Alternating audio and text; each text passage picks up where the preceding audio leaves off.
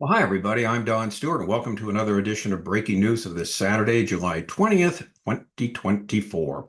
In this edition of Breaking News, we have more information on the actions of the gunman on the day of the assassination attempt. There continues to be outages around the world after the biggest IT disaster in history. The International Court of Justice ruling against Israel, as we're going to see, is basically their worst case scenario. And we find the Biden administration continues to show its arrogance toward Israel on a number of matters. And the Israeli leadership continues to deny the reality of what is happening in their own country. So we have a lot of important stories to talk about. All right, this first one, this is from the Wall Street Journal. The gunman who shot at Trump scouted out the area with a drone flight. The gunman who tried to kill Donald Trump and was able to fly a drone and get aerial footage of the Western Pennsylvania fairgrounds shortly before the president was set to speak there. Law enforcement officials briefed on the matter said, further underscoring the stunning security lapses ahead of Trump's near assassination. Boy, isn't that the truth? Thomas Matthew Crooks flew the drone on a programmed flight path earlier in the day on July 13th to scout the Butler Farm show grounds ahead of Trump's ill-fated rally, the officials said. The predetermined path, the officials added, suggests Crooks flew the drone more than once as he researched and scoped out the event site. All right. Now, as the information continues to come in, we again see how there were so many warning signs that something was going to happen, so many sign after sign after sign. And for the last week, we've been reading about the various theories about gunman Thomas Matthew Crooks. Did he act alone, or was this some sort of conspiracy? Now, these are not the type of questions we're going to get into here on Breaking News. Why? Because our job is to list what we know took place and then evaluate it in the light of what Scripture predicts. Now, as we mentioned, people are still arguing about what happened to John F. Kennedy on November 22nd, 1963, some 60 years after his assassination. And we assume and we know the same thing's going to happen about what took place a week ago. Was it Crooks himself, or was it conspiracy? Was there more than one gunman? Where did they shoot from? Blah, blah, blah. So we're not, and people will talk about that. And, if you want to look at it, that's interesting, but it's really not what we're concerned about here. We're concerned about what we know happened and how that fits what the Bible has to say about the time of the end. So as we say, there are more important things for us to deal with here. So we will mention what we know to be true and move on because so very much is happening. Which brings us to story number 2. Techies battle through the night to solve the world's biggest ever IT disaster. It saw millions of PCs nuked, and there's no end in sight for the summer holiday travel chaos, and experts warn some workers might not get paid. This is from the UK Daily Mail.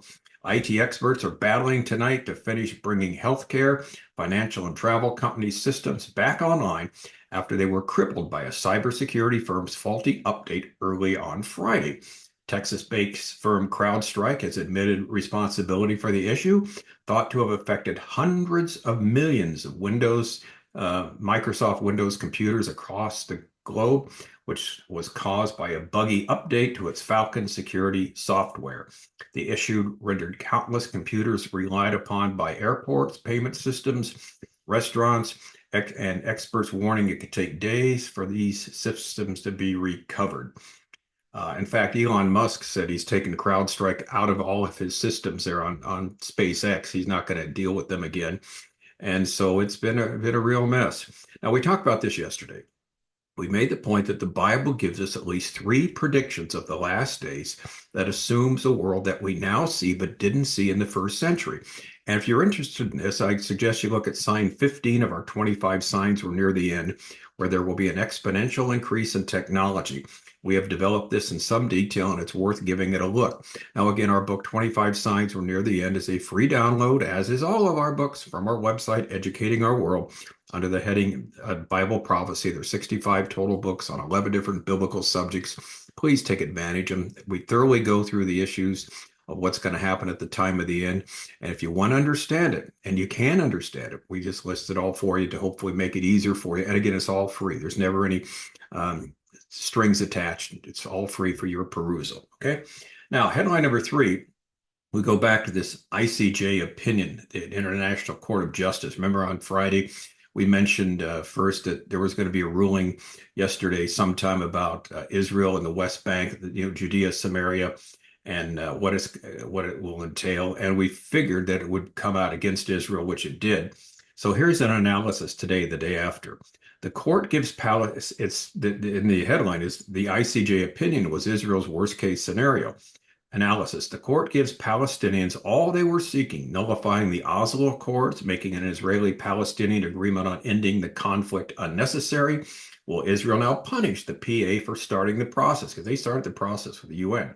The opinion published on Friday by the International Court of Justice, the ICJ, was the worst outcome officials in Jerusalem feared the most.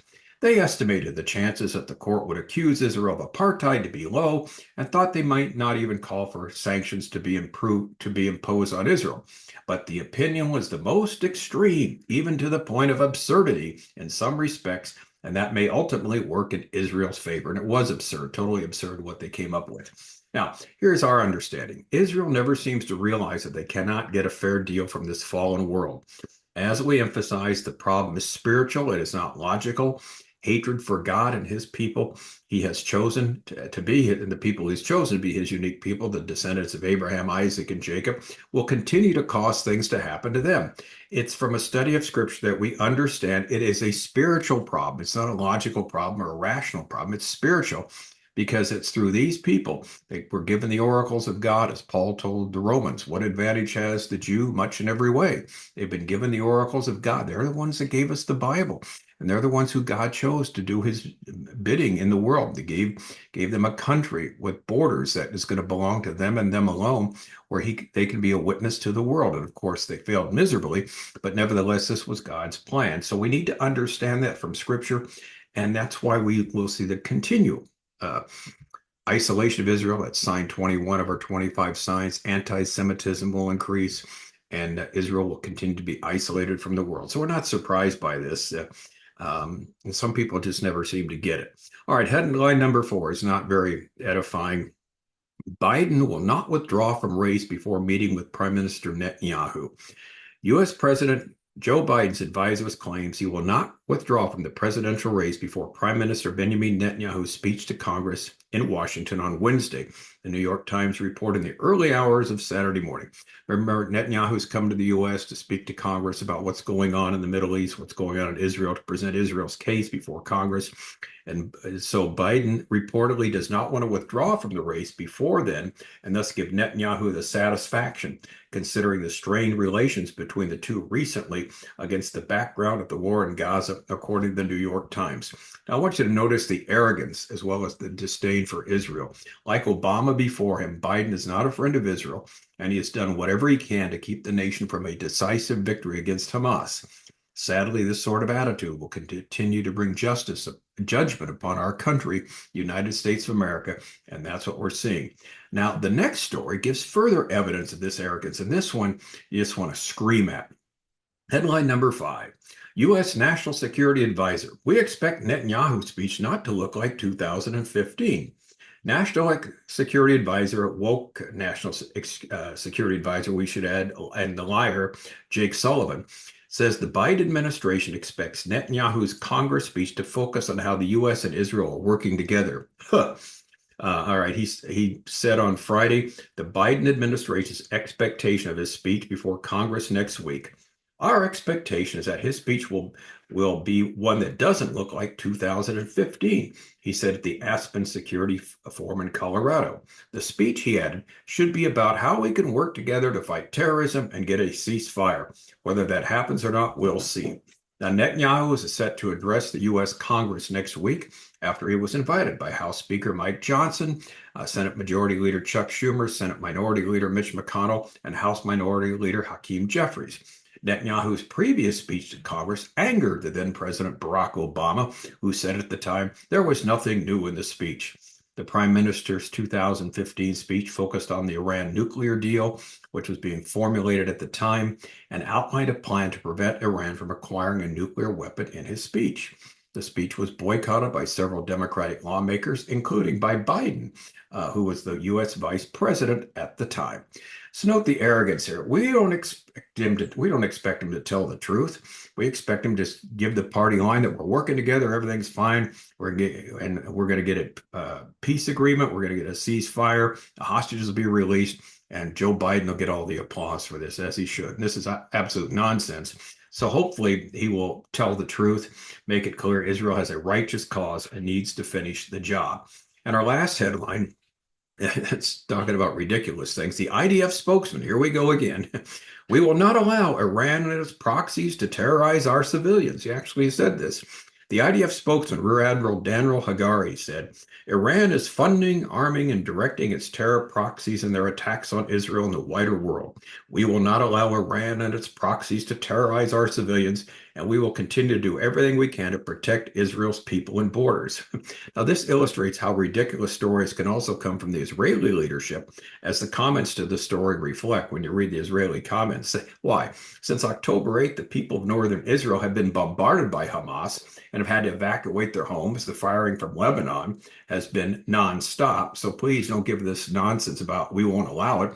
The leadership is obviously denying the reality. And what they haven't told the people, people found out, is that the response they give to the drones, the missiles, and whatever comes over from Lebanon can only protect not the civilians there, but only the military installations. In other words, they don't have the capacity to protect the people there. That's why everybody had to leave. They only can protect the military installations, their command and control centers. So it's been a mess there. Our friends in Israel have said this time and time again. They send out messages that are, have relatives living in the north, and they've helped them evacuate their relatives. They said it's terrible. The army does want to fight, but the leadership just is not, taking charge here, and it's very frustrating. They don't finish the job. So anyway, this is where we're at right now. We'll see how that all plays out. And again, there may be a regional war. There may not be. Well, a lot of will depend what happens on in November when we have the election here, and a lot also depends on what Iran thinks may or may not happen, along with Russia, North Korea, and China, with respect to Joe Biden winning a second term or not. If they don't think he's going to win, there's a bunch of stuff they have to do right now, because they certainly won't be able to do it when Donald Trump's president again. All right, that's the latest headlines. We'll be back later today with more. And so until then, as always, keep studying this, keep looking up to the Lord. Again, our website, Educating Our World, it's free material we have for you. 65 books, all for free, no obligation, free downloads, and particularly a dozen books on Bible prophecy, including 25 signs near the end that go into great detail about all this going on or will go on. And so you can understand what's taking place so you won't be discouraged or disillusioned. All right, I'm Don Stewart. Thanks again for watching. Until next time, as always, may the Lord richly, richly bless you.